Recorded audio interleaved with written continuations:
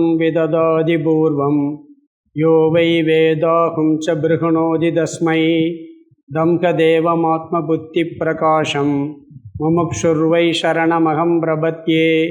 ओं नमो ब्रह्मादिभ्यो ब्रह्मविद्यासम्प्रदायकर्तृभ्यो वंशऋषिभ्यो महत्यो नमो गुरुभ्यः। सर्वोपप्लवरहितः प्रज्ञानगणः प्रत्यकर्तो ब्रह्मैवाहमस्मि। ओं ब्रह्मानन्दं परमसुगदं केवलं ज्ञानमूर्तिं द्वन्द्वातीतं गगनशत्रुषं तत्त्वमस्यादिलक्ष्यम् एकं नित्यं विमलमजलं सर्वदी साक्षिभूतं भावातीतं त्रिगुणरहितं सद्गुरुं तं नमामि। गुरुर्ब्रह्मा गुरुर्विष्णु गुरुर्देवो महेश्वरः गुरु साक्षात् परं ब्रह्म तस्मै श्री गुरवे नमः। ओं सहना भवतु सहनौ भुनक्तु सह वीर्यं करवावहै तेजस्विनावधीतमस्तु मा विद्विषावहै। ओम शांति शांति शांति। नमस्ते शंकरानंद गुरुपादाम्बुजन्मने सविलास महामोह ग्राहक्रासैककर्मणे।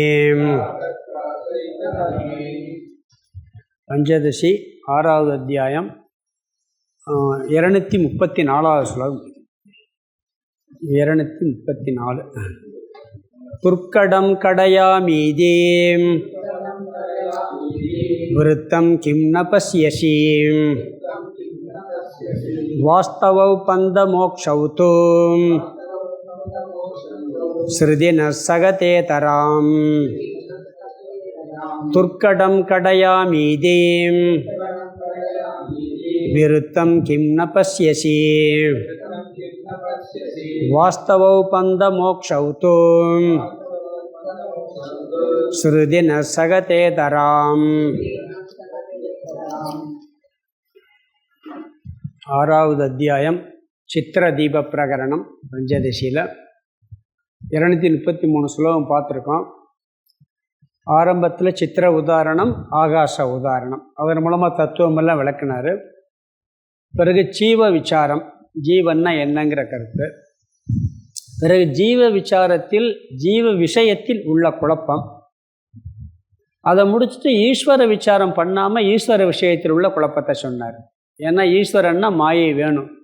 அதனால் ஈஸ்வரன்னா என்னென்னலாம் சொல்கிறோங்கிறத சொல்லிவிட்டு எது ஈஸ்வரன்னு சொல்லலை அவர். நாம் சொல்கிற ஈஸ்வரன் எதுன்னு சொல்லலை. பிறகு மாயா தத்துவத்தை விசாரம் பண்ணி பிறகு அந்த மாயா தத்துவம் பிரம்மனோட சேரும் பொழுது ஈஸ்வரனாக மாறுகிறார். அந்த ஈஸ்வர தத்துவத்தை சொன்னார். அந்த ஈஸ்வர விசாரம் வந்தது. ஈஸ்வர விசாரம் முடிஞ்ச பிறகு ஈஸ்வர பிரம்ம விஷயத்தில் உள்ள குழப்பம். முதல்ல ஈஸ்வர விஷயத்தில் உள்ள குழப்பம் சொன்னார், ஜீவ விஷயத்தில் உள்ள குழப்பம் சொன்னார்.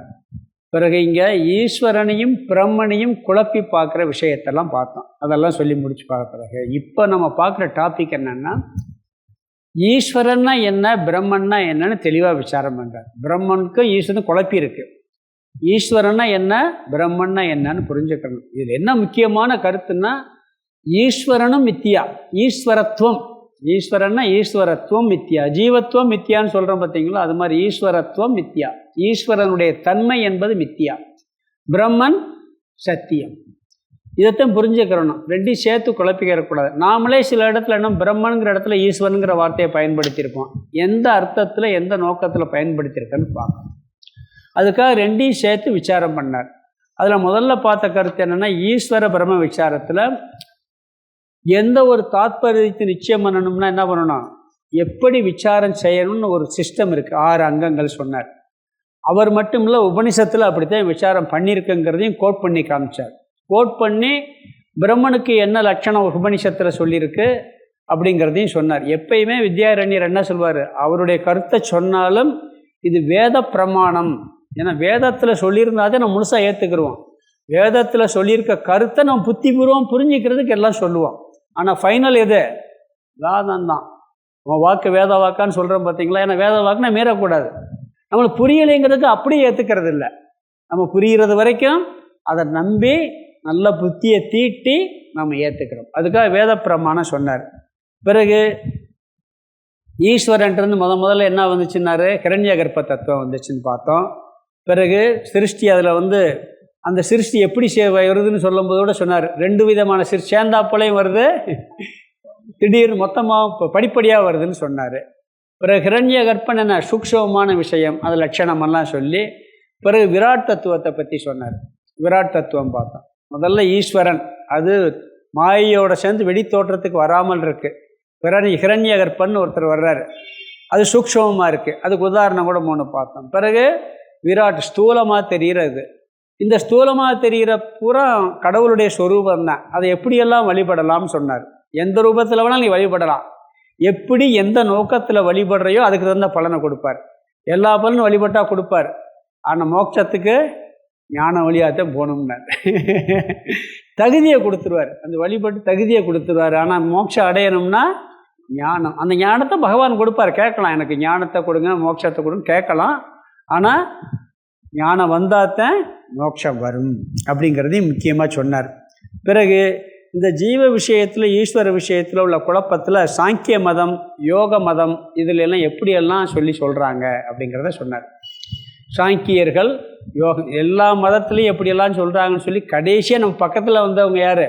சாங்கியர்களும் யோகியர்களும். அதாவது பிரம்மன்கிறதுக்கு அவங்க சொல்கிறது அசங்கம்ங்கிற ஞானம் எல்லாம் வேணும், கட்டாயம்னு சொன்னான். அதே முக்கியம் மோட்சத்திற்கு. ஆனால் அவங்க என்ன சொல்கிறாங்க, பிரம்மன் அசங்கம், ஆனால் அந்த உலகமும் உயிரும் உண்மைன்னு சொல்கிறாங்க. எப்பயுமே அத்வைதமாக இருந்தால் தான் அசங்கமாக இருக்க முடியும், எதுலேயும் ஒட்டாமல் இருக்க முடியும். 2 உண்மை இருந்தால் இந்த உண்மை அந்த உண்மையில் ஒட்டிடும், எப்படியோ சம்பந்தம் வந்துடும். அத்வைத கருத்தை நிலைநாட்டாமல் இந்த பிரம்மன் அசங்கம்ங்கிறத, ஆத்மா அசங்கம்ங்கிறத நிலைநாட்ட முடியும். அது மட்டுமே இருக்குது அப்படிங்கிறது நிலைநாட்டத்தான் முடியும்.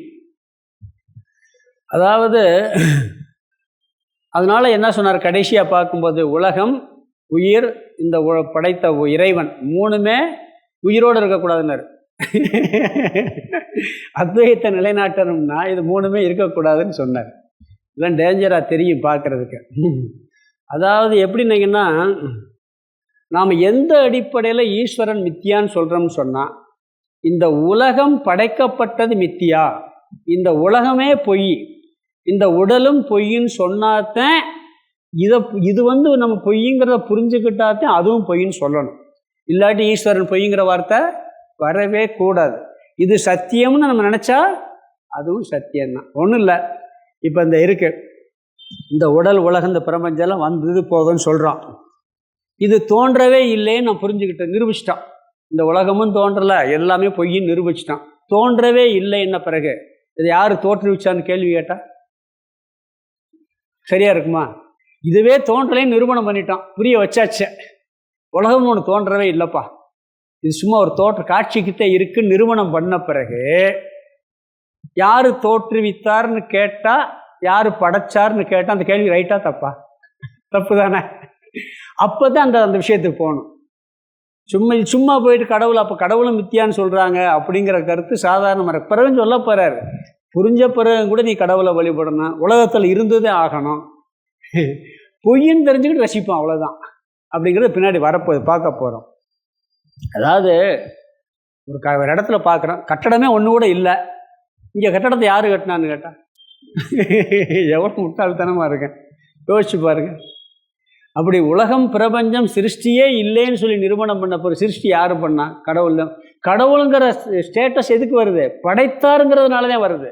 படைப்பே இல்லை நிரூபணம் பண்ணியாச்சுன்னா அப்படித்தான் இங்கே கொண்டு வர்றாரு. நம்ம என்னடா ஈஸ்வரன் பொய்ன்னு சொல்கிறாங்க, அது உலகம் பொய்னா கூட ஒத்துக்கலாம், கடவுள் பொய்னா ஒத்துக்கிற முடியுமான்னா எந்த அடிப்படை? படைத்தல்ங்கிறது இல்லைன்னு சொல்லும் பொழுது படைத்தப்பட்ட செயல் எப்படி நடக்கும்? அப்போ படைக்கப்படுவதற்கு யார் ஒருத்தர் இருப்பா? அதுவும் மித்தியாவாக தானே இருக்கணும். அந்த படைப்பவனுக்கு ஆதாரமாக இருக்கக்கூடிய தத்துவமும் இந்த படைக்கப்பட்ட பொருளுக்கு ஆதாரமாக இருக்கக்கூடிய தத்துவம் பிரம்மன், ஆத்மா, அது சத்தியம். இதுதான் இங்கே தாத்பரிய நிச்சயம்ங்கிறது. இதை கொண்டு வரதான் இவ்வளோ தூரம் நம்ம பேசிக்கிட்டே இருக்கிறாரு. அதாவது கயிற்றுல பாம்பை பார்க்குறோம், பிறகு கயிறுன்னு தெரிஞ்சு போச்சு. கயிறுன்னு தெரிஞ்சு அது நல்ல பாம்பா சரப்பாம்பா கேள்வி வைப்போமா? இந்த பாம்பு எங்கேருந்து வந்துச்சு, எப்படி வந்துச்சு, கேள்வியாக அர்த்தம் இல்லாமல் போயிருமா இல்லையா? இந்த பாம்பை யார் படைச்சா, இல்லை இந்த பாம்புக்கு அம்மா அப்பா யார்? பாம்பே இல்லை கயிறுதான்னு தெரிஞ்ச பிறகு அப்போ அது யார் தோற்றுவித்தாருங்கிற கேள்வியே தப்பாக போயிருமா இல்லையா? அந்த அடிப்படையில் ஈஸ்வரன் வித்தியாங்கிற கருத்தை சொல்கிறார். இதை மெயினாக புரிஞ்சுக்கிறேன். ஏன்னா இதில் நிறையா பேருக்கு ஒரு சந்தேகம் வந்ததுனால திருப்பி மீண்டும் இதை அதை தெளிவுபடுத்துறதுக்காக இந்த கருத்தை சொல்கிறேன். நான் இப்போ போன கிளாஸில் என்ன பார்த்தோம்னு சொன்னால், அதாவது கடைசியில் கார்னர் பண்ணுறார் இந்த சாங்கியம். அதாவது படைத்தல்ங்கிறது பொய்ன்னு சொல்லும் இருந்துச்சுன்னு சொன்னால், கட்டுப்படுத்துவோர்னு இருந்தால் மோட்சங்கிறதே இல்லைன்னு பார்த்தோம். சங்கம்னு இருந்தால் மோட்சம் இல்லைன்னு பார்த்தோம். இவன் என்ன சொல்கிறான், கடைசியில் வரும் பொழுது இது அறியாமையில் வந்துருச்சு அப்படின்னு சொல்ல வர்றான். வேறு எந்த பதிலே சொல்ல முடியாமல், அப்போ நீ எங்கிறதுக்கு வந்துட்டே இல்லை, அறியாமை தானே, மாயையினால் வந்துச்சு அப்படிங்கிற கருத்தை சொன்னார். பிறகு அந்த மாயையினால் வந்துச்சுன்னு சொல்லும்போது அவன் ஒரு கருத்து சொல்கிறான், இந்த ஆத்மா பலவாக இருக்குல்ல, அது ஒரு ஆத்மா மோட்சம் அடையுது, ஒரு ஆத்மா மோட்சம் அடையுதுன்னு சொல்லும்போது இந்த மோட்ச பந்தத்தை நிலைநாட்டுவதற்காக பலவாக வச்சுக்கிறலாம் அப்படின்னு சொல்கிறான் அவர் பூர்வபக்ஷி. இவர் என்ன சொன்னார், கடைசியாக சொல்லும் பொழுது அதெல்லாம் அந்த ஆத்மாவுக்கு அதெல்லாம் வைக்க வேண்டிய அவசியம் இல்லை, மாயை அந்த காரியத்தை பண்ணிடும்னார். மாயையுடைய வேலை என்னன்னா பந்தப்படுத்துறது மாதிரி காமிச்சு மோட்சம் அடைய மாதிரி காமிக்கும். அதுக்கு எல்லா விதமான சக்தியும் உண்டு. அந்த மாயினுடைய சொரூபம் என்ன, அது ஒரு சக்தி சொரூபம்னு சொன்னான். அது எல்லா வேலையும் பண்ணும் அப்படிங்கிறது நம்ம 233வது ஸ்லோகத்தோட பார்த்து முடித்தோம். இப்போ 234வது ஸ்லோகத்துக்கு அர்த்தம் பார்க்கணும். இதுக்கு என்னன்னு சொன்னால், இங்கே அதாவது மாயைக்கு பந்தத்தையும் மோட்சத்தையும் கொடுக்கக்கூடிய சக்தி இருக்குது. ஜீவர்களை பலவாக காட்டுற சக்தியும் இருக்குது. அது சொன்னோம்ல, விக்ஷேப சக்தி, ஆவரண சக்தி எல்லாம் பார்த்தோம். மறைக்கிற சக்தி, பிற தோற்றுவிக்கிற சக்தி, என்ன வேணாலும் தோற்றுவிக்கும். அதெல்லாம் நம்ம ஏற்கனவே படிச்சிருக்கோம்.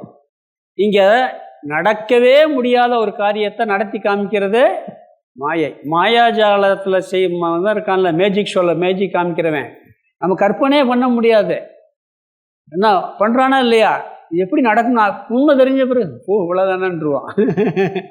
அது மாதிரி இந்த மாயைக்கு நடக்கவே முடியாததெல்லாம் நடத்தி காட்டுறது அதனுடைய சக்தி, அதனுடைய சுபாவம், அதனுடைய இயற்கைனர்.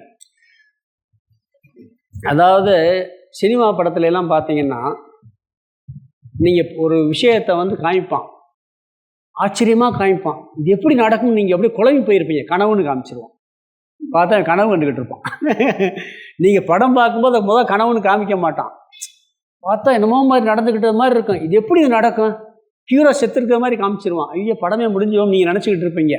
கடைசியில் பார்த்தா உடனே கனவு கண்டுக்கிட்டு இருப்பான். ஹீரோ செத்தா படம் பிறகு ஓடுமா, இன்டர்வல் கூட முடிஞ்சு போயிடுமா இல்லையா, படம் பார்க்க மாட்டான். அது எப்படி அதை முதல்ல கனவு மாதிரி காமிக்க மாட்டான், பிறகு பார்த்தா ஒரு கனவு கண்டுக்கிட்டு இருப்பான். காமிக்கிறானா இல்லையா, அது மாதிரி நடக்க முடியாததெல்லாம் கனவுல காமிச்சிடுவான் சினிமாவிலேயே. அது மாதிரி மாயை நடக்க பொய் தானே, அதில் என்ன வேணாலும் பண்ண முடியும் அப்படிங்கிறத சொல்கிறார். அதை இங்கே உதாரணத்தோடு விளக்குறார். முதல் வரியில் பார்த்தீங்கன்னா முதல் வார்த்தை துர்க்கடம் கடையாமி இதி. துர்க்கடம் கடையாம இதி, அதாவது துர்க்கடம்னா நடக்க முடியாததை, சம்பவிக்க முடியாததை, கடையாமி இப்பொழுது நடத்தி காட்டுகிறேன் இதி என்று இந்த மாயாவி சொல்லுவானா. மாயாஜாலம் காமிக்கிறவன் இப்போ பாருங்க செய்கிறானா இல்லையா, அந்த மாதிரி காமிக்கிறான். அந்த ரெண்டாவது வார்த்தை விருத்தம் கிண்ண பசியது, இந்த முரண்பாடான ஒன்றை நீ பார்த்தது இல்லையா, மாயாவி செய்கிறதெல்லாம் பார்த்தது இல்லையான்னு கேட்குறார். அதெல்லாம் புரியாத மாதிரி கொஞ்சம் வேக்காக இருக்குது, பார்க்கலாம். மேஜிக் ஷோவில் இந்த மேஜிக் ஷோ மியூசிக் போட்டுக்கிட்டே இருப்பான். திடீர்னு என்ன பண்ணுவான், நடக்காத விஷயத்த நடத்தி ஒரு கூண்டுக்குள்ளே ஒரு பெண்ணை உட்கார வச்சுருப்பான். திருப்பி துணியை போட்டு மூடி கூண்டை திறப்பாங்க, ஆள் இருக்காது. ஒரு கூண்டுக்குள்ளே ஆள் உட்கார வச்சுருப்பான், துணியை போட்டு மூடிடுவான். அப்புறம் என்னமோ டாயின்டான்னு சொல்லி காமிச்சு பார்ப்பான், ஆள் இருக்காது, எங்கே போயிருக்கானே தெரியாது. பார்த்துருக்கோமா இல்லையா, நம்மளுக்கு எப்படி எங்கிட்டு மறைஞ்சு போனாங்கன்னு தெரியும். கீழே ஒரு ஓட்டை வச்சுருப்பான். அது மாதிரி துணியை போட்டு முன்னே திறந்து உள்ளே போயிடும். வடிவேல் கூட ஒரு படத்தில் அப்படி பண்ணுவாங்க, கதவை பூட்டிடுவாங்க, வர முடியாது. ஒரு மேஜிக் ஷோ பண்ணுவான், பார்த்துருக்கேன். உள்ளே போயிடுவான், கதவை பூட்டிடுவான், இங்கிட்டு வருவான்னு பார்த்துட்டு ஆள் வரமாட்டான். அது உண்மை தெரிஞ்ச பிறகு ஃபோன் போயிடும் நம்மளுக்கு. அது மாதிரி இங்கே என்ன சொல்கிறாருன்னு சொன்னால், அவன் நடத்த முடியாததை பார்த்தா நம்மளுக்கே ஆச்சரியமாக இருக்குது. மேஜிக் ஷோவில் பண்ணி காமிக்கிறாங்கிறாரு. அதுபோல் மாயை அசங்கமான ஜீவன் ஆத்மாவை சங்கமுள்ளதாக காமிக்குது. அத்வைதமான ஜீவனை பல ஜீவனாக காமிக்கிறது. பந்தமற்றவனை பந்தப்பட்டவன் போல, கட்டுப்பட்டவன் போல காமிக்கிறது. இல்லாத ஒன்றை இருப்பதாக காமிக்கிறதெல்லாம் மாயையினுடைய வேலை. அது உன் வேலை இல்லைங்கிறார். சாங்கியம் என்ன சொல்கிறாருன்னா, சாங்கிய மதவாதிகள் பலவாக இருந்தால் தான் நிரூபிக்க முடியுங்கிற. மாயை அந்த வேலையை பார்த்துக்கிட்டு இருக்கு, நீ அதுக்காக இதெல்லாம் பலன்னு உண்மையெல்லாம் சொல்ல வேணாம் அப்படிங்கிறார். இந்த மாயைக்கு இந்த சக்தி எங்கேருந்து வந்துச்சுன்னா, மாயையினுடைய சுரூபமே சக்தி. மாயா சக்தின்னே சொல்கிறோம். இச்சா சக்தி, கிரியா சக்தி, ஞான சக்தி, விக்ஷேப சக்தி, ஆவரண சக்தி, எல்லா சக்தியும் யாருடைய வேலை? மாயா. அதனால சக்தி ஸ்வரூபம்னு சொல்கிறோம். அதனால் என்ன சொல்கிறாருன்னா, 2வது வரியில் வாஸ்தவவு பந்த மோக்ஷவு, உண்மையான பந்தமும் மோட்சமும் சுருதிகி ந சக தேததாம் தேதராம். அதாவது சுருதியானது சகித்து கொள்ளாது, ஏற்றுக்கொள்ளாது. பந்தமும் உண்மை, மோட்சமும் உண்மை என்பதை சுருதியே ஏற்றுக்கொள்வதில்லைங்கிறாரு. வேதமே ஏற்றுக்கொள்வதில்லை அப்படிங்கிறாரு. பந்தமும் பொய், மோட்சமும் பொய். பந்தம் பொய்ன்னு சொன்னால் பரவாயில்ல சாமி, மோட்சம் பொய்னா எதுக்கு நம்ம உட்காரணும் இங்கே கிளாஸ் எல்லாம் கேட்கணும்? பந்தம் உண்மையாக இருந்தால் தானே மோட்சம் உண்மையாக இருக்க முடியும். பந்தம் போகுதுங்கிறான். நீங்கள் யோசிச்சு பாருங்கள். பந்தம் உண்மையாக இருந்தால் தான் மோட்சம் உண்மைன்னு சொல்ல முடியும். பந்தமே பொய்னா ஒரு மோட்சம் தேவையில்லையே. வார்த்தை ஷட்டில் பாயிண்ட்டு. இந்த வார்த்தைகள் ரொம்ப கவனமாக புரிஞ்சுக்கணும். பந்தமே பொய்ன்னு சொல்லியாச்சுன்னா ஏன் மோட்சத்தை அடையணும்? நம்ம பந்தத்தை பொய்ன்னு நிரூபிக்கிறதே மோட்சம். பந்தத்தை பொய்ன்னு நிரூபிக்கிறதே மோட்சம். அப்படிங்கும்போது மோட்சங்கிற வார்த்தையும் இன்னொன்று கூட சொல்லியிருக்கேன். மாண்டூக்கிய காரிகையில் அத்வைத பிரகரணத்தில் பிரம்மனுக்கு இப்போ அத்வைதங்கிற நிரூபிச்சுக்கிட்டு இருக்கோம். அத்வைதங்கிற வார்த்தையும் பயன்படாதுன்னு சொல்கிறார். ஏன் 2வது ஒன்று இருந்தால் தானே இரண்டற்றதுன்னு. 2வது ஒன்று இல்லைங்கும்போது இரண்டற்றதுன்னு சொல்ல வேண்டிய அவசியம் இல்லையே. இந்த ஊரில் எல்லாரும் உண்மை பேசுகிறான்னு சொன்னால் பொய் பேசவே இல்லைன்னு உண்மை பேசி சொல்ல வேண்டியது இல்லையா? யாராவது பொய் பேசினாத்தான் உண்மை பேசுகிறான்னு சொல்லணும். பொய்யினே தெரியாதவன்ட்டு போய் உண்மையை பற்றி பேசி என்ன பிரயோஜனம்? அது மாதிரி 2வது ஒன்று இல்லவே இல்லைன்னா அத்வைதங்கிற வார்த்தை கூட அங்கே பயனற்று போய்விடும். ஆனால் புரிகிற வரைக்கும் இதெல்லாம் பயன்படுத்துவோம். அதனால தான் மௌன குருன்னு சொல்கிறான். ரொம்ப பின்னாடி அழகாக விளக்குறார். ரொம்ப டெவலப் பண்ணி அடுத்து இந்த டாபிக் முடிஞ்ச உடனே இந்த அத்வைதங்கிற வார்த்தைக்கு அழகாக விளக்கி கொண்டு போ. பிரம்மன் அத்வைதங்கிறத விளக்க போகிறார். அங்கே எங்கே மௌனமாக போகுது அப்படிங்கிறதெல்லாம் இந்த வித்யாரண்யர் ஒரு ஸ்பெஷலாக நம்மளுக்கு எப்படியெல்லாம் சந்தேகம் வருமோ அந்த சந்தேகத்தை அவரே கிளப்பி நம்மளுக்கு வர சந்தேகத்தை என்ன பண்ணுவார்? அவரே ஒரு பூர்வபக்ஷியாக போட்டுருவார். சாங்கியர்கள் சொல்கிற யோகிகள் சொல்கிறாங்க, இப்படி ஒரு சந்தேகம் வந்தால் என்ன பண்ணுறேன்னு போட்டு அவர் பதில் சொல்ல போகிறாரு. அதெல்லாம் நம்ம இங்கே பார்க்குறோம். அதனால் பொய்யான பந்தத்தை போக்குவதற்காக பொய்யான மோட்சத்தை அடைய பொய்யாக கஷ்டப்பட்டு கொண்டிருக்கின்றோம் அப்படின்னு சொல்ல வேண்டியதுதான்.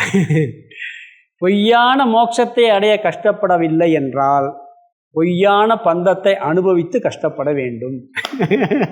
புரியுதா? அதனால் பொய்யான கஷ்டத்திலிருந்து விடுபடணும்னா பொய்யான மோட்சத்தை அடையத்தான் வேண்டும். பந்தம் மட்டும் பொய்ன்னு சொல்லலை. பந்தம் பொய்ன்னு சொன்னால் மோட்சம் ஆட்டோமேட்டிக்காக பொய் ஆகிரும். புரியுதுல்ல உங்களுக்கு? படைக்கப்பட்டது பொய்ன்னு சொல்லியாச்சுன்னா படைத்தவன்கிற ஸ்டேட்டஸ் பொய்யாயிரும்.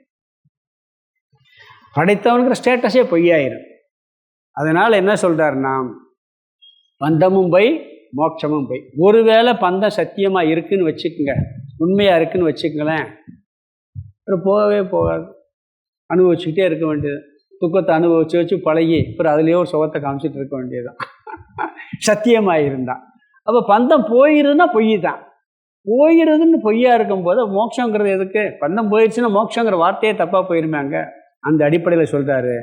ஆனால் அனுபவத்தில் நாம் என்ன பந்தத்தெல்லாம் அனுபவிக்கிறோம், சத்தியமாக இல்லை, மித்தியாவாக இருக்குது. அதுதான் நம்ம வேதாந்தத்துக்குள்ளும் புரிஞ்சுக்கிற வேண்டிய விஷயமா இருக்குது.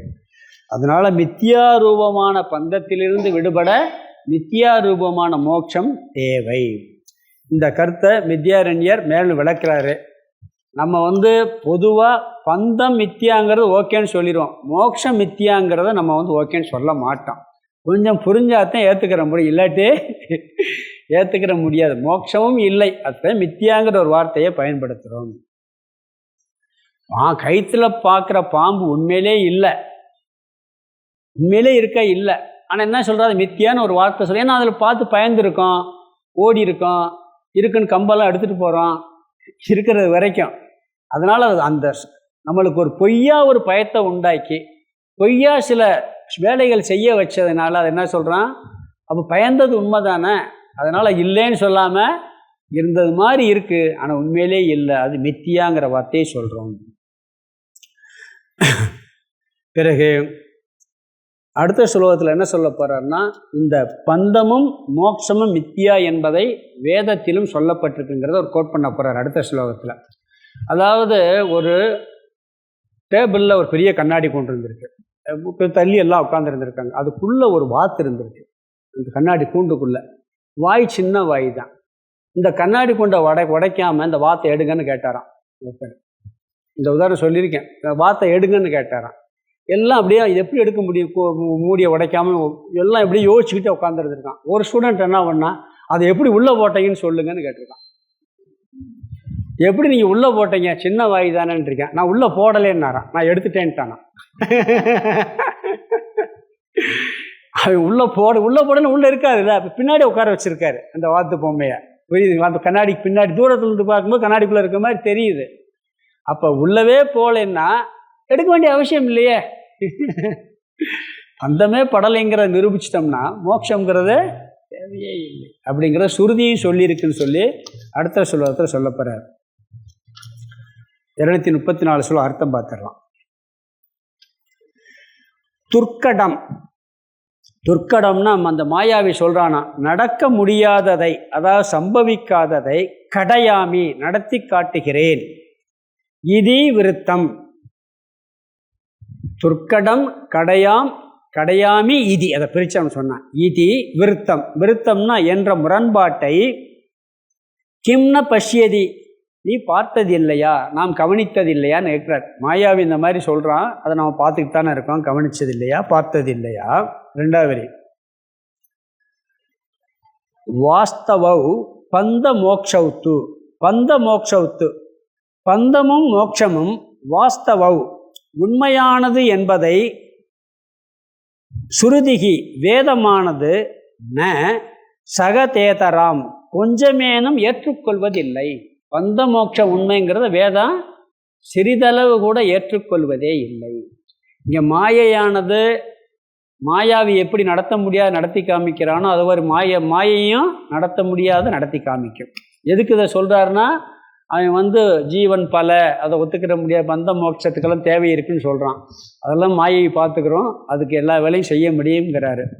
பிறகு இந்த பந்தம் மோட்சங்கிறத வேதமும் பொய்ன்னு சொல்லியிருக்குங்கிறத வேதத்தை அடுத்த ஸ்லோகத்தில் அந்த சுருதியை கோட் பண்ணிட்டாரு. 235 ந நிரோதோ நோத்பத்திஹி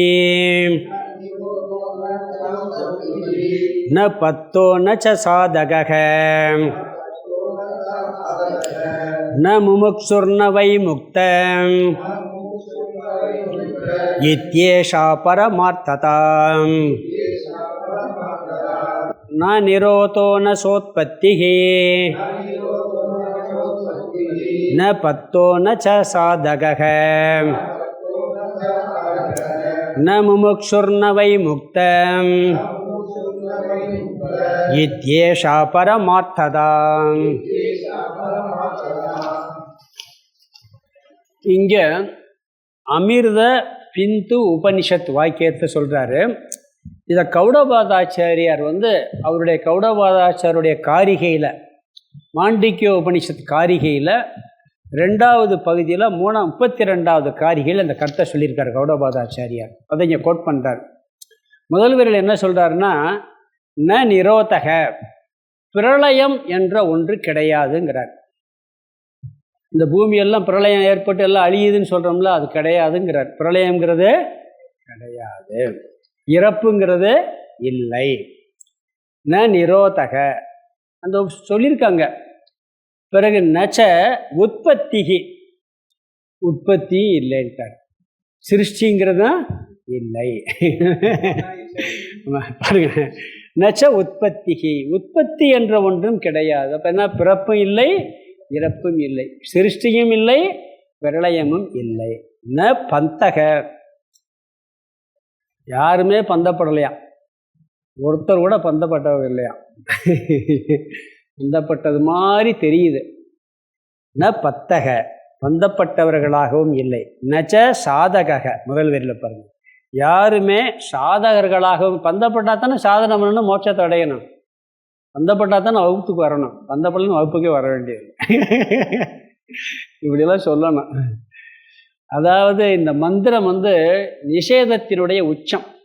எல்லாத்தையும் இல்லை இல்லை இல்லை நீக்கிறார். ஒன்று கூட இல்லை அப்படிங்கிறத நீக்கிறார். டேட் ஆஃப் பர்த் இருந்தால் தானே டேட் ஆஃப் டெத்து வரப்போகுது. டேட் ஆஃப் பர்த்தே இல்லைன்னா அப்புறம் டேட் ஆஃப் டெத்தே எங்கிட்ட சொல்கிறது. புரியுது? அப்போ பிறக்கவே இல்லை, உற்பத்தியே இல்லை, மரணம் என்பதும் இல்லை, அழிவு என்பதும் இல்லை அப்படிங்கிறார். அதனால் சிருஷ்டியும் இல்லை, பிரளயமும் இல்லை, யாருமே பந்தப்பட்டவர்களாக இல்லைங்கிறார். எனக்கு கஷ்டம் வந்தால் தாங்கிக்கிறேன், மற்றவங்களுக்கு வந்தால் கஷ்டம் வந்தால் என்னால் தாங்க முடியாதுன்னு சில பேர் சொல்லுவான். யாருக்குமே கஷ்டம் இல்லைங்கிறார். யாருக்குமே கஷ்டம் இல்லைங்கிறார். எப்படி பாருங்க, கஷ்டப்பட்டது மாதிரி தெரியுது. எந்த கஷ்டமுமே ஆனந்தத்தில் ஒருத்தன் எப்பயுமே இருக்க முடியும், துக்கத்தில் எப்பயுமே ஒருத்தனால இருக்க முடியாது. நல்லா பாருங்கள், இது நல்ல ஒரு சாதாரண ஒரு லாஜிக்கு. நீங்கள் ரொம்ப டீப்பாக சிந்திக்க வேணாம். தூங்குறீங்க 12 மணி நேரம் ஒரே ஆனந்தம் இல்லை, நீங்கள் ஒரு தூக்க மாத்திரை போட்டு 2 நாள் கூட தூங்கலாம், இருந்துட முடியும், ஒரு துக்கமும் கிடையாது. ஆனால் நான் காலையிலேருந்து நைட்டு ஒரு 12 மணி ஒரே மாதிரி துக்கமாக இருந்தேன்னு சொல்லுங்கள் பார்ப்போம். இருக்க முடியாது, உண்மை இல்லை. அது துக்கம் பந்தம்ங்கிறது உண்மை இல்லை. அது என்ன ஒன்று நிறைய பெருசாக வரும், பிறகு குறைஞ்சிக்கிட்டே வரும். எவ்வளோ பெரிய ஒரு மரணம் ஏற்பட்டு நெருக்கம் ஏற்பட்டு துக்கம் இருந்தால் அன்னைக்கு இருக்க துக்கம் மரணம் இருக்கா? அங்கேயே பாருங்கள், ரொம்ப ஓவரால் தான் மயக்கம் போட்டுவார். கடவுளை என்ன பண்ணுவார்னா, ஓவராக துக்கப்பட்டான்னா அவனுடைய சொரூபத்தை கொண்டு போயிடுவார். இயற்கை நியதி. ஒருத்தருக்கு சின்ன காயம் பட்டால் மயக்கம் வந்துடும், தாங்க முடியாது. ஏன்னா அந்த துக்கத்தை தாங்க முடியல, அந்த பந்தத்தை தாங்க முடியலன்னு போய் சில பேருக்கு பெரிய கையே வெட்டி போட்டால் கூட முடிச்சுக்கிட்டு தாங்குகிற சக்தி இருந்தால் வச்சுருப்பார். ஏன்னா அவன் சொரூபத்தை கொண்டு போயிடுறார் பகவானே. பந்தம்ங்கிறது சொரூபம் இல்லை, துக்கம்ங்கிறது சொரூபம் இல்லை. அதனால் என்ன பண்ணுறாருன்னா பகவான் அது பாருங்கள், ஒன்றை ஆராய்ச்சி பண்ணி பாருங்கள். நம்மளுக்கு எத்தனையோ துக்கத்தை அனுபவிச்சிருக்கோம், சந்தோஷம் ரொம்ப நேரம் இருக்கும், துக்கம் ரொம்ப கொஞ்சம், விஷய சந்தோஷமும் போய் குறைஞ்சிருது, மாறிடுது. ஆனால் விஷயமே இல்லாத சந்தோஷம் ஒரே மாதிரி 12 மணி நேரம் தூங்குற மாதிரி இல்லையா? அங்கே ஆனந்தம் தானே இருக்குது, வேறு ஏதாவது இருக்கா உங்களுக்கு? அது சொரூபம். நம்மளுக்கு பந்தம் துக்கம்ங்கிறது சொரூபம் இல்லை. அதனால் உண்மையிலேயே அது இல்லைங்கிறத நிரூபி. அதனால் யாருமே பந்தப்படலைன்ட்டார். நான் கஷ்டப்பட்டால் தாங்கிக்கிறவேன், என் பிள்ளையை கஷ்டப்பட்டால் தாங்க முடியாதுன்னு உன் பிள்ளைகளும் கஷ்டப்படலை அப்படிங்கிறார் பகவான். என்ன செய்கிறது? அது ஒரு தோற்றம். சொல்கிறதுக்கு ஈஸியாக இருக்கும், முடியாது. கொஞ்சம் யோசிக்கணும் அந்த நேரத்தில். அதை முயற்சி பண்ணோம். யாரு கஷ்டம், நம்ம கஷ்டம் வந்தாலும் நீக்க முயற்சி பண்ணுறோம், யாருக்கு கஷ்டம் வந்தாலும் நீக்க முயற்சி பண்ணுறோம். ஆனால் இது தாத்பரியம் உண்மை இல்லை, இது போயிடணுங்கிற புத்தி நம்மளுக்கு இருக்கணும். அதுக்காகத்தான் சொல்கிறார். இதுவும் கடந்து போகும்னு ஒரு சீரியலில் முன்னாடி சொல்லுவான். அது ஒரு ஒரு ஞானி எழுதின வார்த்தை. அது அந்த சீரியலில் காமிச்சிருக்கேன். பழைய சீரியலில் ஒன்று வரும், இதுவும் கடந்து போகும் அப்படிமா. அப்போ எந்த பிரச்சனை வந்தாலும், இதுக்கு முன்னாடி இதே மாதிரி எத்தனை பிரச்சனை வந்திருக்கு, அது ஒன்றாவது நம்மளுக்கு அந்த துக்க நிலையாக இருந்திருக்கான்னு அப்போ யோசிச்சு பாருங்கள். இதுவும் போயிடும்னு நினச்சாலும் என்ன ஆகும்? ரிலீஃப் ஆகிருவாங்க. இது நம்ம வாழ்க்கையிலே பயன்படுத்தலாம். இங்கே என்ன சொல்கிறாரு? யாருக்குமே பந்தம் இல்லைன்ட்டார். பிரளயமும் இல்லை, சிருஷ்டியும் இல்லை, பந்தமும் இல்லை. பந்தப்பட்டிருந்தா தானே சாதனை செஞ்சு மோட்சம் அடையணும். சாதனையும் இல்லைன்ட்டார். சாதகர்களும் இல்லை. நச்ச சாதக. பிறகு என்ன பண்ணுறாரு? சாதனை பண்ணுறது எதுக்கு? மோட்சத்தடைன்னு விருப்பம் இருந்தது. அப்படி முமுட்சுக்களும் யாரும் இல்லையா? அடுத்த வார்த்தை சொல்கிறார் பாருங்க. ரெண்டாவது வரையில் ந முமுட்சுகு, முமுட்சுக்கள் யாருமே கிடையாது. நவை முக்தக, முக்தி அடைஞ்சவனு யாருமே இல்லை. இதெல்லாம் வேத வாக்கியம். இதி ஏஷா, இந்த நிலையானது. அதே அடுத்த வார்த்தை முக்கியமான வார்த்தை, பரமார்த்ததா. எந்த திருஷ்டியில்? ஞானங்கிற திருஷ்டியில், பரமார்த்திக திருஷ்டியில் தான் இந்த விஷயத்தை நீ மனசில் வைக்கணுமே ஒழிய விவகார திருஷ்டியில் கொண்டு வரக்கூடாது. 3 திருஷ்டி இருக்குது.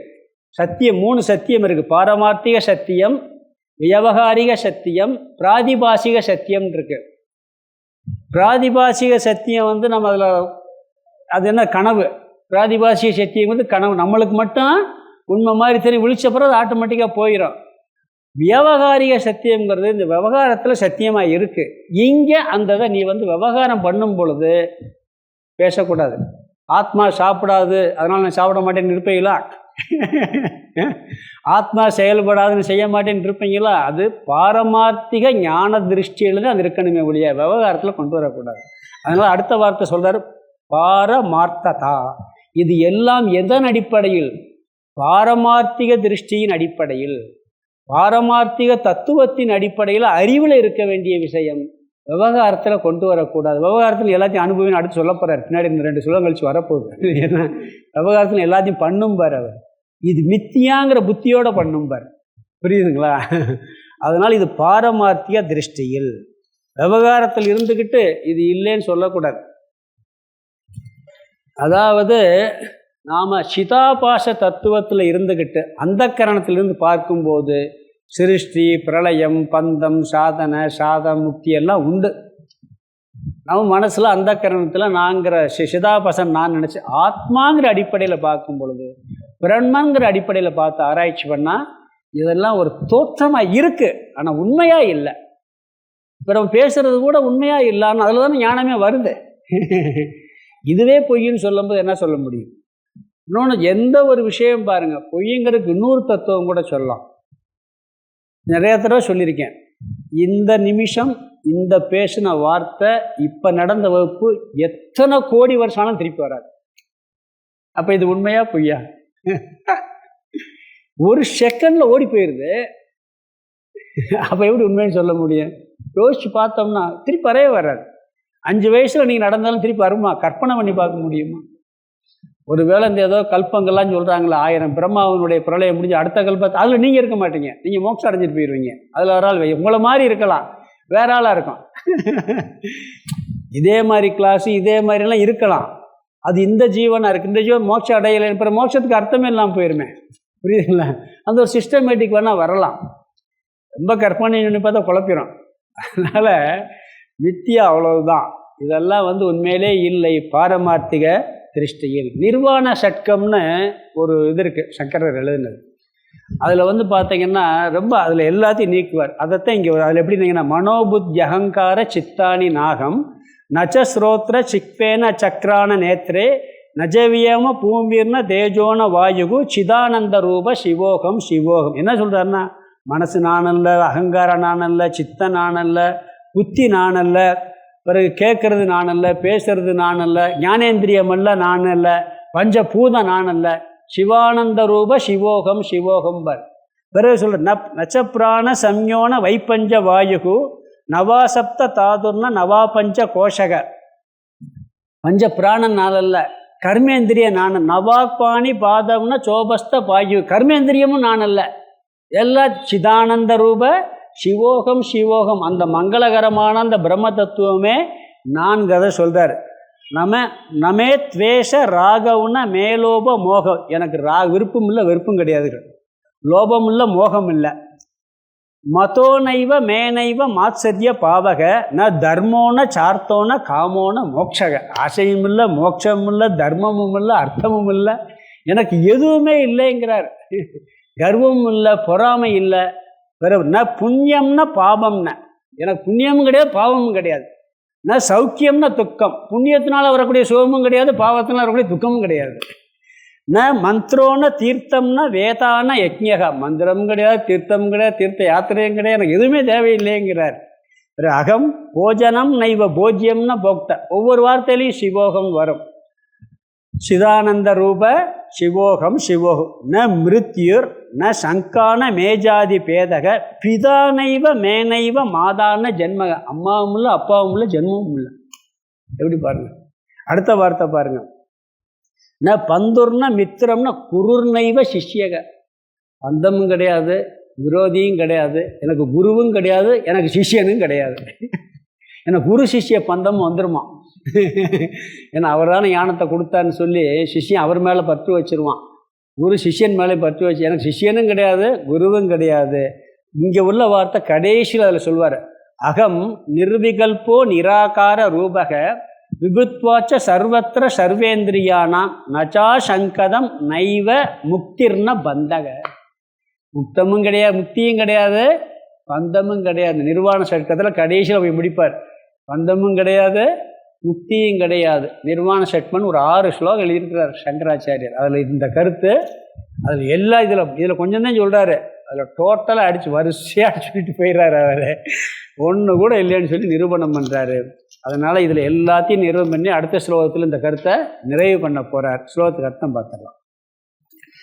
ந நிரோதக, பிரளயம் கிடையாது. நச்ச உற்பத்திகி, உற்பத்தியும் இல்லை. முதல் வரியில் முதல் வார்த்தை, ரெண்டாவது வார்த்தை. ந பத்தக, பத்தோன்று, ந பத்தோ, ந பந்தக, பந்தப்பட்டவன் என்பதும் இல்லை. நச்ச சாதக, சாதகன் என்பதும் கிடையாது. ந முமுக்ஷுகு, முமுக்ஷுக்கள் யாரும் கிடையாது. ந வை முக்தக, அதாவது முக்தர்கள் யாரும் கிடையாது.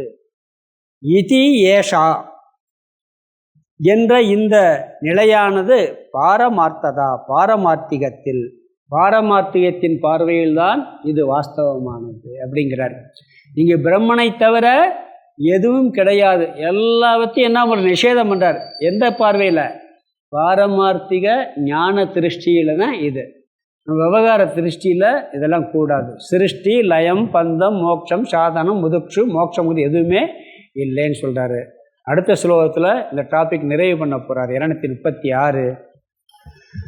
மாயாக்யாயா காமதேனோஹோம் வத்சௌ சீவேஸ்வராவுபௌ யதேச்சம் பிபதாம் த்வைதம் தத்வம் த்வத்வைதமேவஹி மாயாக்யாயா காமதேனோஹோம் வத்சௌ சீவேஸ்வராவுபௌ யதேச்சம் பிபதாம் த்வைதம் தத்வம் த்வத்வைதமேவஹி.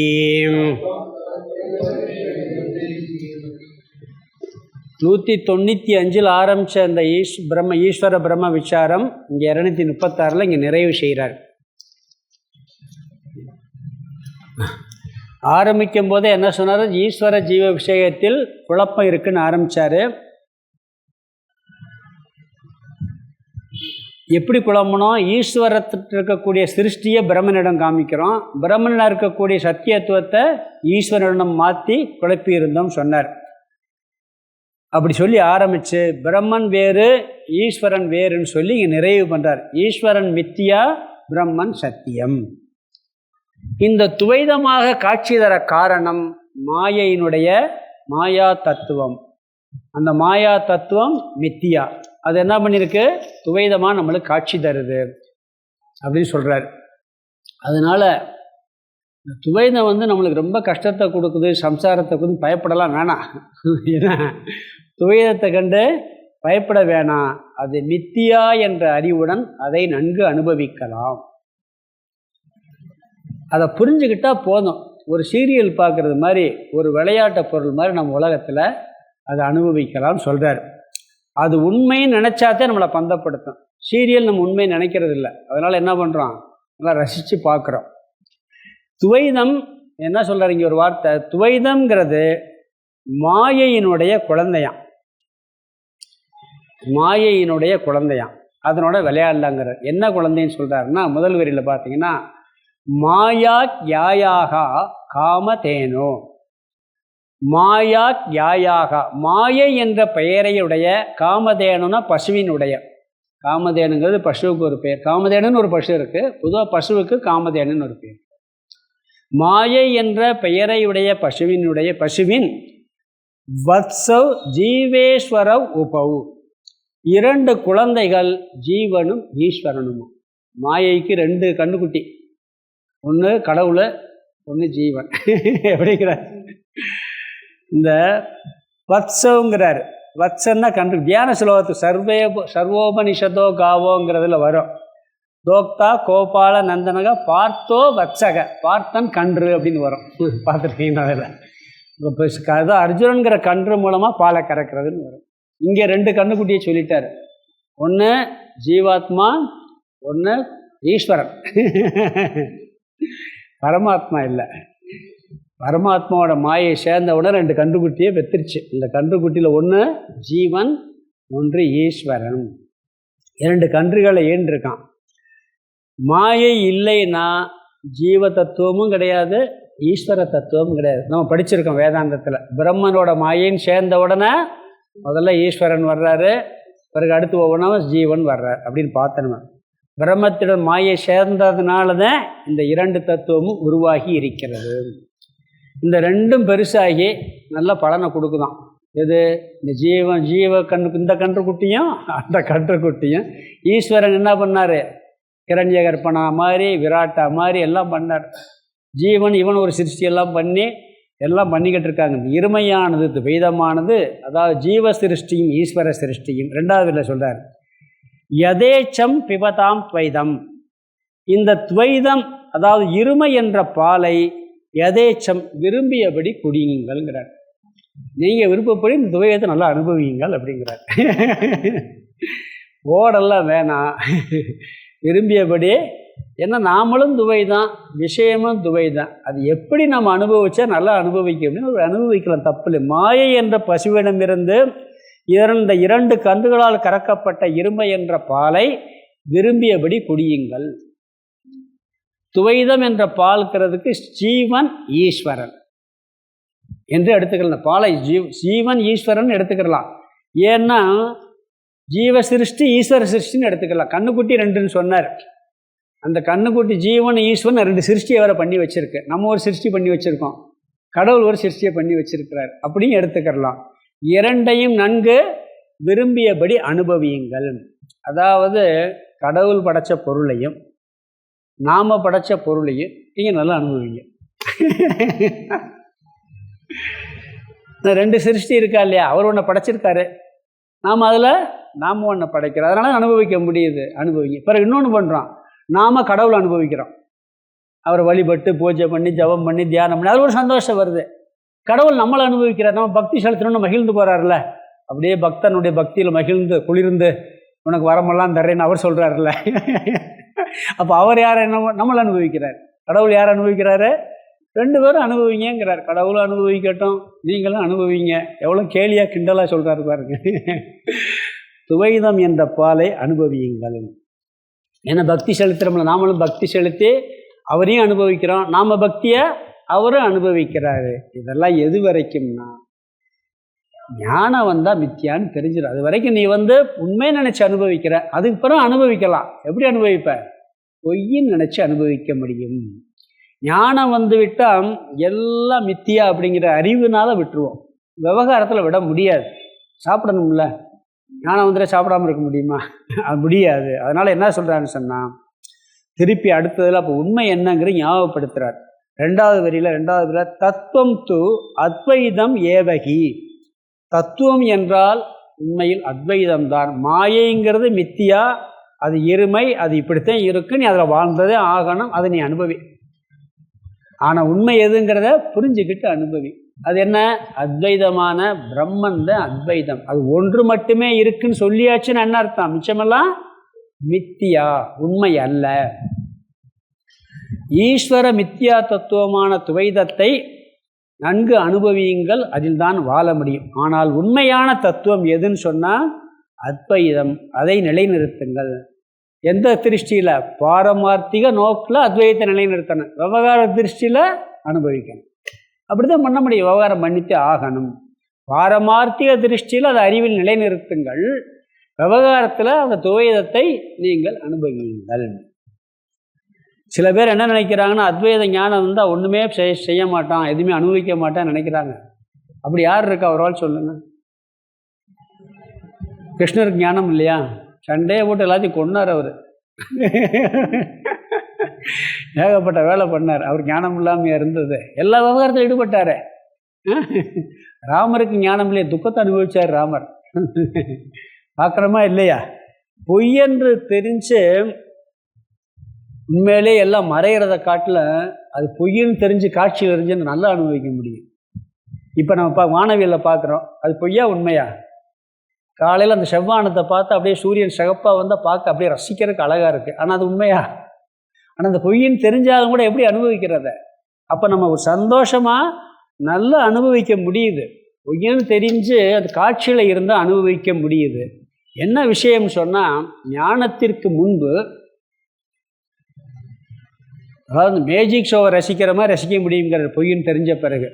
ஞானத்துக்கு முன்பு இன்பத்தில் துள்ளுதல் மகிழ்ந்தல், துன்பத்தில் துவழுதல் துடித்தல், இது ரெண்டு இருக்கும். ஞானத்துக்கு பிறகு அதே இன்பம் வரும், அதில் ரொம்ப போய் துள்ள மாட்டேன், இன்பத்தை அனுபவிப்பான். அதில் போயிட்டு ரொம்ப வந்து அப்படியே ஆடுறது கிடையாது, அதில் இன்பத்தை அனுபவிப்பான். துன்பத்தில் துவளவ மாட்டான், துன்பத்தையும் ரசிப்போங்கிறார். எப்படி? டிவி சீரியல் மாதிரி தான். சினிமாவில் நீங்கள் பாருங்கள், அந்த காலத்தில் துக்கம், நல்லதங்கால் படம் சொல்லுவாங்க, ஹரிதாஸ் படம். அந்த படம் பூரா சோகம், நான் பார்த்ததில்லை, சொல்லுவாங்க 1 வருஷம் ஓடிச்சான். படம் பூரா அழுகையா, அழுகிறதுக்கு போய் 1 வருஷமாக எல்லாரும் பார்த்துருக்கான். ஏன்னா பொய், அதனால் அழுதுகிட்டே ரசிக்கிறான். சீரியல் வந்து நீங்கள் அழுகிற சீரியல் தான் நிறையா நல்லா ஓடுதுன்னு சொல்கிறாங்க, எனக்கு தெரியாது. அதுதான் ரொம்ப ஃபேமஸாக ஓடிக்கிட்டு இருக்கான். போய் உட்காந்தா கண்ணீராக ஊற்றிக்கிட்டு அப்படி ரசித்து பார்க்குறாங்கிறாங்க. அழுகிறதுல யாராவது சந்தோஷப்படுவாங்களா? விரும்பி போய் பார்ப்பாங்களா? ஆனால் சீரியல்னு என்ன பண்ணுறீங்க? பொய்யினால அந்த அழுகிறத சுகமாக பார்க்குறீங்க. அது மாதிரி இவனுக்கு துக்கம் வரும்பொழுது ரசிப்பானா? யார்? கஷ்டம் வரும்போது, துக்கம்னு சொல்ல முடியாது, கஷ்டம் வரும்போது இப்படித்தான் இருக்கும், வந்துட்டு போட்டோம் அப்படின்னு சொல்லி அவன் ரசிப்பான். பாருங்கள், அதில் நகைச்சுவையும் ரசிக்கிறோம், அதுவும் பொய் தான். ஒரு சோகத்தையும் ரசிக்கிறோம், பிறகு ஒரு உணர்வுபூர்வமான விஷயத்தையும் ரசிக்கிறோம், டென்ஷன் ஆகி அடித்து சண்டை போட்டு கொலை பண்ணுறதையும் ரசிக்கிறோம். எல்லாத்தையும் ரசிக்கிற பாருங்க. டோட்டலாக படத்தில் பாருங்கள், எல்லாத்தையும் கொண்டு வருவான். ஏன்னா ஒன்று இருந்தால் போர் அடிச்சுன்னு. படம் ஆரம்பித்ததுலேருந்து ஹீரோ ஹீரோயின் சந்தோஷமாக இருக்காங்க, நல்லா வாழ்கிறாங்க, ஒரு பிரச்சனையும் இல்லை, அப்படியே போய்கிட்டு இருக்காங்க, அப்படியே சினிமா ஓடுது. கடைசியில் சந்தோஷம் முடிச்சு அந்த படம் ஒரு நாள் ஓடுமா? ஒரு நாள் ஓடுமா? யோசிச்சு பாருங்க. படம் பூரா ஹீரோ, படத்தில் நம்மளுக்கு வேணால் சிரிப்புக்காக துக்கத்தை காமிப்போம், நாம் சிரிப்போம், அங்கே எல்லா பிரச்சனையும் வரும்.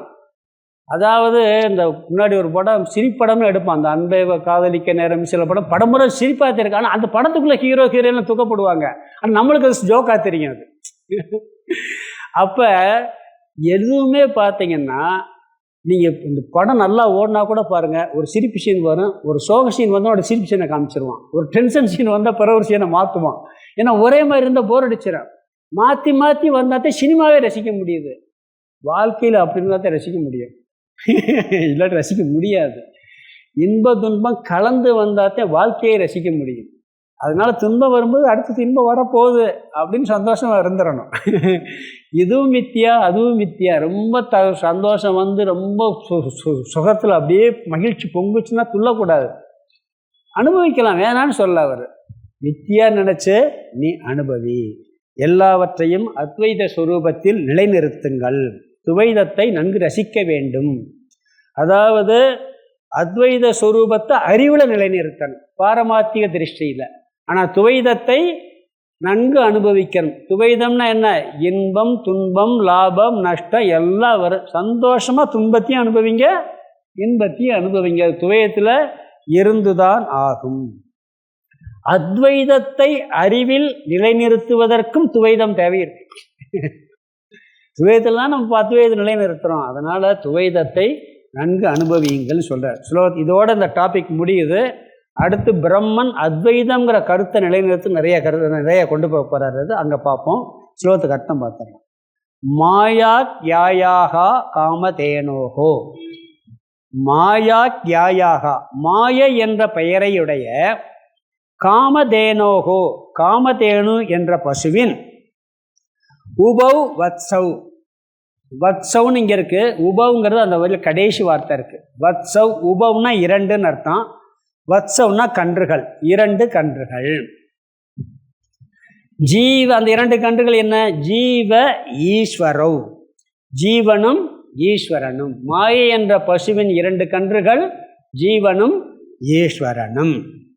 பிறகு யதேச்சம் பிபதாம் துவைதம்.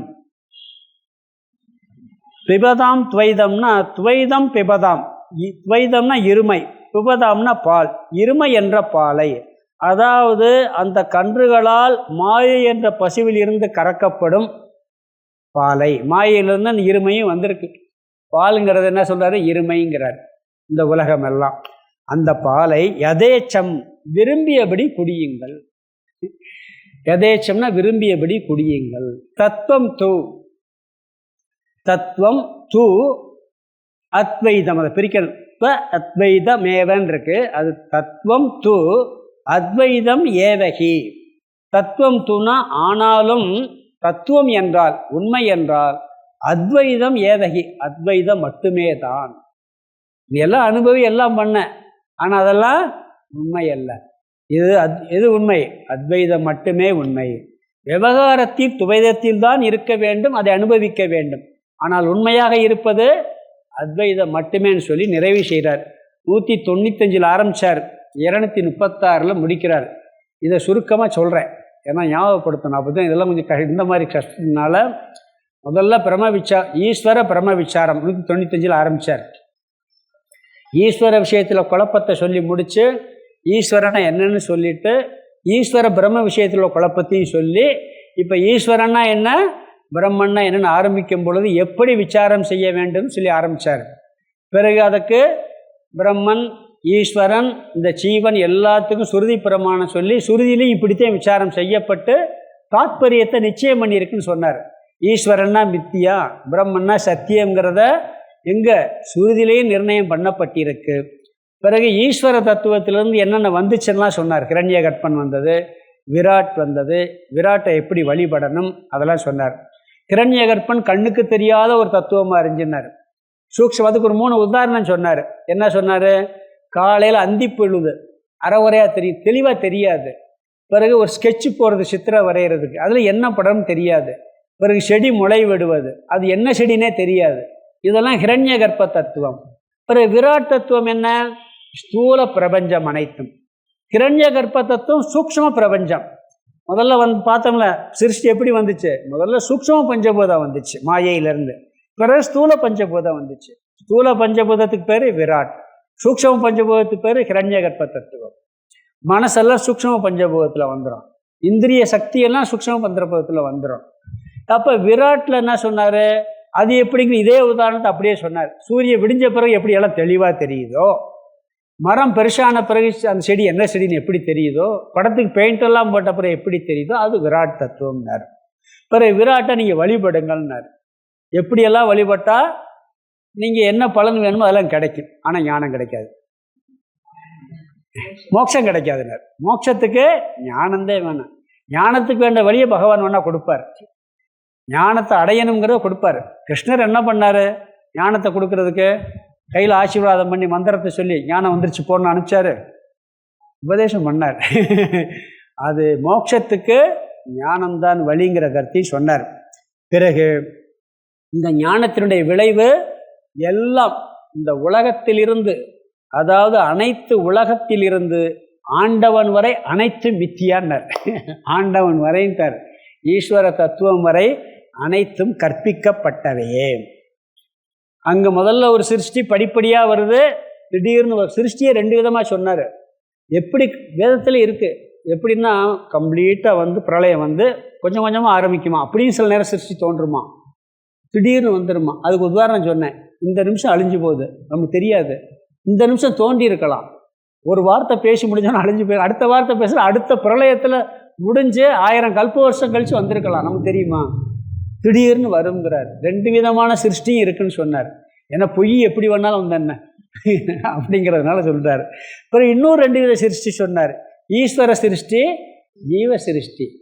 ஈஸ்வரன் ஒன்று சிருஷ்டி பண்ணியிருக்காரு, நாம் ஒரு சிருஷ்டி பண்ணியிருக்கோம். இதே பஞ்சதசி 4வது அத்தியாயம் அதான், துவைத விவேகமே அதுதான். பகவான் பண்ண சிருஷ்டியில் துயரம் கிடையாது, நாம் அதில் பண்ணுற சிருஷ்டியில் எல்லா பிரச்சனையும் உருவாகுது. பிறகு இந்த ஈஸ்வரன் முதல் உலகமெல்லாம் ஈஸ்வர சிருஷ்டி, முக்தி அடையும் வரை உள்ள சம்சாரம் ஜீவ சிருஷ்டி. முக்தி அடைஞ்சாச்சுன்னா அது வேறையா, அது மோட்சத்துக்கு போயிடும். அது பிறகு ஜீவ ஈஸ்வர விஷயத்திலும் நிறையா சண்டைகள் குழப்பங்கள் எல்லாம் வந்தது. அதெல்லாம் யார் புரியாதவங்க சண்டை போடுவாங்க, அவங்ககிட்ட நாம் எப்படி நடந்துக்கிறோன்னு சொன்னார். வீண் விவாதமெல்லாம் பண்ணக்கூடாது, அவங்க அப்படித்தான் இருப்பாங்க. ஞானிகிட்ட எப்படி நடந்துக்கிறோன்னா, குழம்பி இருக்கவங்ககிட்ட எப்படி நடந்துக்கிறோன்னா ஒரு விஷயமெல்லாம் பார்த்தோம். பிறகு அந்த குழப்பத்தில் யாரெல்லாம் எப்படி குழம்பி இருக்கான்னு எல்லா மதத்தையும் சொன்னார். சாங்கிய மதம் யோக மதம் வரைக்கும் சொல்லிட்டு, ஞானத்தை தவிர மற்ற எந்த மத கருத்தினாலே மோட்சங்கிறது கிடைக்கவே கிடைக்காதுங்கிறதையும் திருப்பி வலியுறுத்தினார். அதனால முமுட்சுக்களுக்கு சில அறிவுரைகள்லாம் சொல்லி, நீங்கள் விதண்டாவாதம் பண்ணாமல் இந்த சின்ன ஈஸ்வர விஷயங்கள்லேயே மூழ்கிடாமல் பிரம்ம தத்துவத்தை அறிவதற்கு, ஏன்னா கடவுள் விஷயத்தில் வழிபாடு பூஜையில் பண்ணணுங்கிறாரு, ஈஸ்வர விசாரம் பண்ணணுங்கிறாரு, அதில் மட்டும் நிற்காதேங்கிறார். அது ஒரு படியாக வச்சுட்டு நீ பிரம்மத்தை அறிவதற்கு முயல வேண்டும் அப்படிங்கிற ஒரு அறிவுரையை சொன்னார். பிறகு சாங்கிய மத கருத்து, யோக மத கருத்து. சாங்கியர்கள் ஜீவர்கள் பலங்கிறாங்க, அவங்க இந்த பிரகிருதி உலகமும் சத்தியம் பிரம்மனும் சத்தியங்கிறாங்க. யோக மதவாதிகள் கடவுள்னு ஒருத்தர் இருக்கார், அவர் ஆட்டி வைக்கிறார், நம்ம ஆள்றோம்ங்கிறாங்க. இது ரெண்டும் ஒரு படிதேனை ஒழிய உண்மை அல்ல. இருப்பது பிரம்ம தத்துவம், அத்வைதம் மட்டுமே அப்படிங்கிறத சொன்னார். பிறகு எல்லாத்தையும் நீக்கி கிடைப்பது பிரம்ம தத்துவம் என்கிறதுக்கு ஏற்கனவே சொன்ன கட ஆகாசம் மகா ஆகாசம் 4 ஆகாசத்தை சொல்லி இருப்பது ஒரே ஆகாசம்தான் என்ற கருத்து சொன்னார்.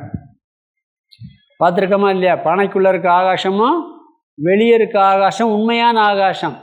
பிறகு பிரதிபிம்ப ஆகாசம் ஒன்று இருக்குது. பானைக்குள்ளே இருக்க தண்ணியில் இருக்க ஆகாசம் பிரதிபிம்பம், மேக நீர்த்துளியில் இருக்க ஆகாசம் பிரதிபிம்ப ஆகாசம், அது பொய்யான ஆகாசம். நம்ம மனசில் பிரதிபிம்பிக்கிற பிரம்ம தத்துவம் இருக்கே, அது பொய்யான பிரதிபிம்பம், மனசுக்குள்ளே இருக்கிறது. ஈஸ்வரன் மனசுக்குள்ளே இருக்கக்கூடிய அந்த பிரம்மனுடைய பிரதிபிம்பம் பொய்யான பிரதிபிம்பம், அதுதான் நீர் துளிகளில் பிரதிபிம்பிக்கிற பிம்பம்னாரு. உண்மையான ஆகாசம் என்ன? பானைக்குள்ளே இருக்கக்கூடிய வெற்றிடமும் பானைக்கு வெளியே மொத்தமாக இருக்க வெற்றிடம் என்ன? உண்மையிலே இருக்கிற ஸ்பேஸ். அது ரெண்டு வேற வேறையா ஒன்றா. இப்போ நாம் எங்கே உட்காந்துருக்கோம்? இந்த அறைக்குள்ளே உட்காந்துருக்கோம்னு சொல்கிறோம். இது உண்மையிலே என்ன? ஸ்பேஸ் தான். வெளியே போனால் ஸ்பேஸ் தான். ஆனால் ஒரு 4 சுவர் நம்மளை ஒரு காமிக்குதே ஒழிய உண்மையிலே இருக்கிறது ஒரே ஆகாசம்தான். பிரம்மன் மட்டுமே ஒன்றாத்தே இருக்குது, அத்வைதமாக இருக்குது, பிளவுபடாமல் இருக்குது. இந்த அத்வைதத்துக்கு ஆகாசம் ஒன்று தான் சரியான உதாரணம். மற்ற உதாரணம் கூட சூரியன், ஒரே சூரியன், பிரதிபிம்பம் பல இருக்குன்னு நம்ம அதுவும் உதாரணம் சொல்கிறோம். ஆனால் வித்யாரண்யன் இந்த ஆகாச உதாரணம் பெஸ்ட் எக்ஸாம்பிள். நீங்கள் சொர்க்கலோகம் போனால் அங்கே ஆகாசம் இருக்குமா இருக்காதா? இப்போ வேற ஒரு மண்டலத்துக்கு போயிட்டீங்க, வேற ஒரு இப்போ சூரிய மண்டலத்தோட்டு வேற மண்டலத்துக்கு, இந்த சூரியன் அங்கே கிடையாது. ஆனால் அங்கே என்ன இருக்கும்? ஆகாசம் இருக்கும், ஸ்பேஸ் இருக்கும். அந்த ஸ்பேஸும் இந்த ஸ்பேஸும் வேறையா? ஒரே ஸ்பேஸ் தான், பிளவுபடாத ஆகாசம். அங்கெங்கனாதபடி எங்கும் பிரகாசமாய் ஆனந்த பூர்த்தியாகினார் தாய்மானவர்.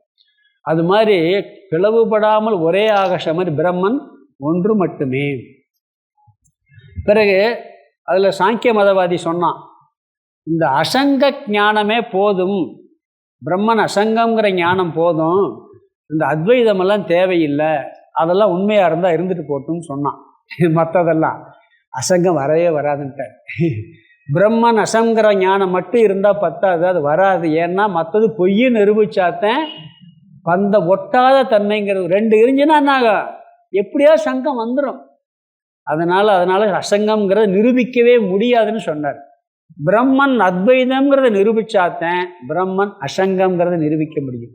மோட்சம் என்பதை நிரூபிக்க வேண்டும் என்றால் கடவுள் கட்டுப்படுத்துகிறார் என்பதை நீக்கினால்தே முடியும். அசங்கத்துவமும் வர வேண்டும். நம்மளை ஒருத்தர் கட்டுப்படுத்துகிறாருன்னா என்ன, விடுதலை அடையலையே, நீங்கள் அவர் கட்டுப்பாட்டுக்குள்ளே தானே இருக்கீங்க. அப்போ எங்கே மோட்சம் எல்லாத்துலையும் நீ விடுதலை. கடவுள் உடைய நான் என்ன பண்ணிட்டு போ, உடம்பத்தானே பண்ணுவேன் அப்படின்னு சொல்லணும். கடவுள்கிட்ட சொல்லணும். சொல்ல முடியுமா? அப்படியே ஞானம் இருந்தால் சொல்லலாம், தப்பே இல்லை. கடவுளுக்கும் தெரியும், சொல்ல வரமாட்டார் அப்படி. ஏன்னா அவர் ஞானத்தோடு தான் இருக்கார். ஈஸ்வரன் தான் பொய்யான சக்தியோடு செய்கிறீங்க அவருக்கு தெரியும். புரியுதுங்களா? அந்த ஞானத்தோடு இருக்கிறார். பிறகு இந்த படைத்தவனும் படைக்கப்பட்ட உலகமும் உண்மையாக இருக்கும் வரை மோட்சம் என்பது கிடையவே கிடையாதுன்ட்டார். உலகத்தையும் கொல்லணும், இன்னொரு யாரை கொல்லணும், படைத்தவனையும் கொன்றணுங்கிறார். உண்மையாக அவங்க 2 பேரும் இருக்கக்கூடாதுங்கிறார். இருந்தால் மோட்சம் இல்லைங்கிறார். பிறகு பந்த மோட்சங்கிறதே இல்லை, அதை நிலைநாட்டுவது பந்த மோட்சத்தெல்லாம் காமிக்கிறது மாயையினுடைய வேலை, மாயையினுடைய சக்தின்னு பார்த்தோம். அது நடத்த முடியாததெல்லாம் நடத்தி காட்டி காமிக்கிறது. அது உண்மை அல்ல, மாயாவி பண்ணுறது மாதிரி, இந்த மேஜிக் ஷோவில் பண்ணுறது மாதிரி பண்ணிக்கிட்டு இருக்கு அப்படின்னாரு. இதெல்லாம் எங்கேன்னா பாரமார்த்திக திருஷ்டியில், கயவகார திருஷ்டியில் நீ அனுபவிக்க வேண்டியதை துவைதத்தை அனுபவி. இதெல்லாம் பிறகு என்ன பண்ணார், கடைசியாக பாரமார்த்திக திருஷ்டி எல்லாத்தையும் நிஷேதம் பண்ணிட்டார். பந்தம் இல்லை, மோட்சம் இல்லை, பிறப்பு இல்லை, சிருஷ்டி இல்லை, பிரளயம் இல்லைன்னு சொல்லி எல்லாத்தையும் நிஷேதம் பண்ணிட்டு இறுதியாக உண்மையில் இருப்பது அத்வைதம் பிரம்மன் மட்டுமே அப்படிங்கிறத நிரூபணம் பண்ணார். இருக்கிறது அத்வைத பிரம்மன் மட்டுமே. ஆனால் நாம் துவைதத்தை அனுபவிக்கலாம், அது பாட்டுக்கு இருக்கட்டும். எப்படி பொய்ன்னு தெரிஞ்சுக்கிட்டு அது மித்தியான்னு தெரிஞ்சுக்கிட்டு நீ அனுபவி. சீரியல் பார்க்குறது மாதிரி, சினிமா பார்க்குறது மாதிரி ஒரு வாழ்க்கையை பார்த்து நீ சந்தோஷமாக இரு. பிரம்மன் அத்வைதம் மட்டும்தான் உண்மைன்னு சொன்னார். அது எப்படி அத்வைதம், இனி இந்த பிரம்மன் எப்படி அத்வைதம் என்பதற்கு அடுத்த டாபிக் ஆரம்பிக்கிறார். அதோட வேறு சில முக்கியமான கருத்துக்கள்லாம் அத்வைதம், அதாவது பிரம்மன் அத்வைத சொரூபம்தான் அப்படிங்கிறத கொஞ்சம் சொல்லியிருக்காரு. இனி அந்த டாப்பிக்கை மட்டும் எடுத்துக்கிட்டு அது எப்படி அத்வைதம் என்று சொல்ல முடியுங்கிறதுக்கு பல விளக்கங்கள் கொடுக்குறாரு. அத்தோடு சேர்த்து வேறு சில கருத்துக்களையும் சொல்லி அந்த அத்வைத ஞானத்தை புரிந்து கொள்வதற்குண்டான சாதனைகள்லாம் ஸ்பெஷலாக சொல்ல போகிறார். இங்கே அந்த சாதனைகள், அந்த சாதனையுடைய பலன்லாம் இனி வரப்போகுது. இந்த சமம், தமம், வைராக்கியம், இதெல்லாம் ரொம்ப அழகான லட்சணத்துடன் இனிமேல் இங்கே நீ வரப்போகிற ஸ்லோகங்களில் 237 256 வரைக்கும் சொல்ல போகிறாரு. அதுதான் நம்ம அடுத்த விசாரத்தில் பார்க்கலாம். முடிக்கும்போது அத்வைதம் பிரம்மன்ட்டார். எப்படி அத்வைதம்ங்கிறத இனி அடுத்த டாப்பிக்கில் விளக்க ஆரம்பிக்கிறார். அதை நம்ம அடுத்த வகுப்பை பார்க்கலாம். ஓம் பூர்ணமத பூர்ணமிதம் பூர்ணாத் பூர்ணமுதச்யதே பூர்ணஸ்ய பூர்ணமாதாய பூர்ணமேவாவசிஷ்யதே.